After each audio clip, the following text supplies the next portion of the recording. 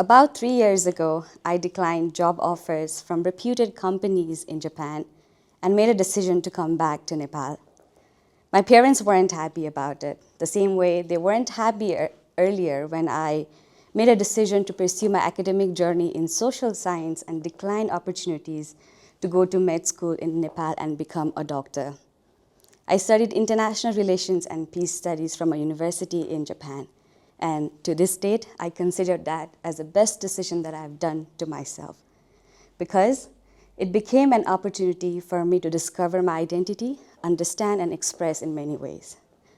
That best decision offered me an opportunity to be in a university and course that was so multidisciplinary and interdisciplinary that my way of looking into global issues changed drastically. Likewise, that decision also offered me an opportunity to live in a country like Japan, the country that opened me with its culture, language, people, and as well as a lot of different hardship that came along while trying to become an independent, financially independent foreign student in a non-English speaking country. That decision also allowed me to live in a city called Beppu. It's a small city in Japan, which is a very famous tourist destination, even amongst the Japanese people, to come and celebrate its unique festivals, enjoy its seafood, one of the best one in the world, and as well as to be part of its beautiful hot spring that spread all across the city. And in that city, I found myself building an identity that was an intersection of Japan and Nepal. While I would be found brunching in sushi and ramen restaurant nearby my apartment quite frequently, I would also be found running a cloud kitchen and selling Nepali cuisine like samosa and momo for my Southeast Asian friends. While I would be found playing samisen, a Japanese instrument that is quite somehow similar to sitar, I would also be found teaching Kumari dance to my friends. So in all these different experiences, I was finding myself, I was building and understanding my identity. And at the same time, I was also understanding about my culture, my country better and more before. Believe it when I say this, you learn more about yourself when you're in someone else's community. And that applied massively to me. I was learning about my country. I was getting more curious about my culture than before. So after my graduation from the university and also being selected as one of the top 4 students from the cohort for a very prestigious Ando Momofuku Award, the award that was given to the student who exhibited leadership and academic excellence throughout the student life, and that together opens a lot of avenues for me to pursue my career in Japan. I made another decision to come back to Nepal. That drive brought me back to Nepal, but it would soon clash with the very poor job market here in Nepal. I understood at that moment that I did not have resources, I did not have network here to find and land a really good job in Nepal. So that was a moment when I realized that having to spend 4 years in Japan, I was also losing a lot of things here in Nepal. One, mostly becoming my network with the right people and at the right places. So when I applied to job opportunities here, the only job that got back to me was an internship position. And it was disappointing in many ways because I had really good job offers in Japan.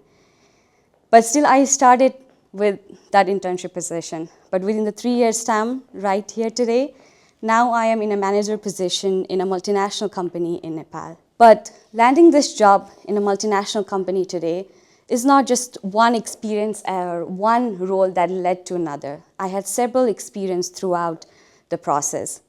I have experience working with the government entities. I have experience working for the non-profit organization, and as well as I have experience working for the private sector now. So this is something that has been very interesting to me and has shaped me of who I am today, the multi-sector perspective. And this is something that I really encourage to the youth in Nepal.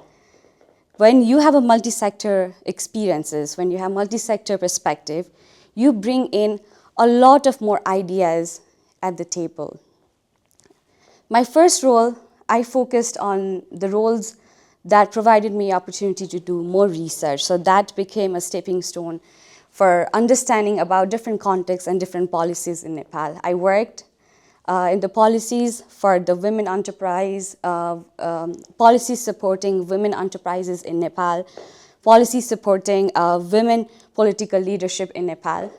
And I also had an opportunity to work with the Ministry of Communication, Information and Technology for the research support, and also supporting Member of Parliament in their bills and research.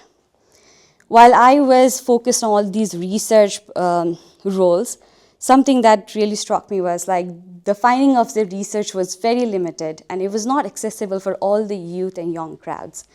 So I stepped into another sector, which was in communications. So making all these research and its finding into more digestible and consumable form for the youth through something that we all enjoy, going through like a videos and reels format. So I worked in the digital online civic engagement platform for over a year.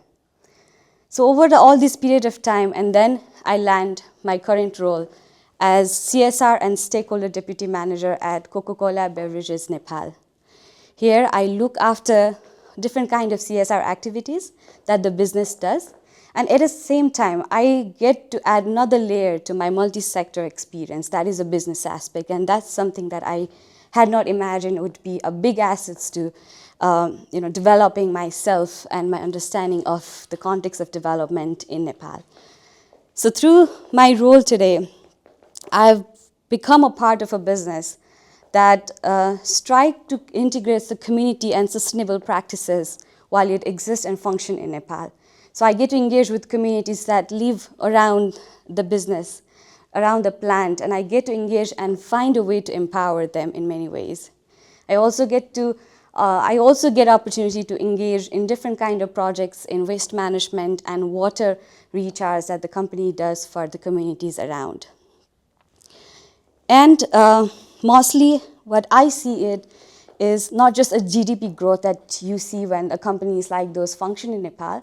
So it has also opened my eyes in how, while functioning in Nepal, you also witness how these companies would empower the life of individuals who are directly or indirectly attached to it.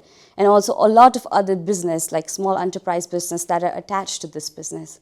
So it somehow gives me a holistic approach of how everything functions in Nepal. And I'm glad that I took this opportunity to step from development sectors to the private sector, which obviously was a route that I did not imagine when the first time I came back to Nepal. So one thing that I want to really highlight, that's something that was very important for me throughout all this period of time with different sectors, was the communication skills.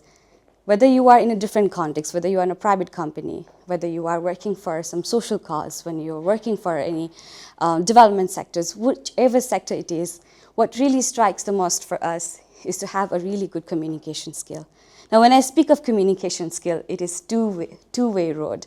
You're not just expressing yourself, you're also trying to understand what others have to say about it. So it's more like what you are saying should be relatable and understandable for the people.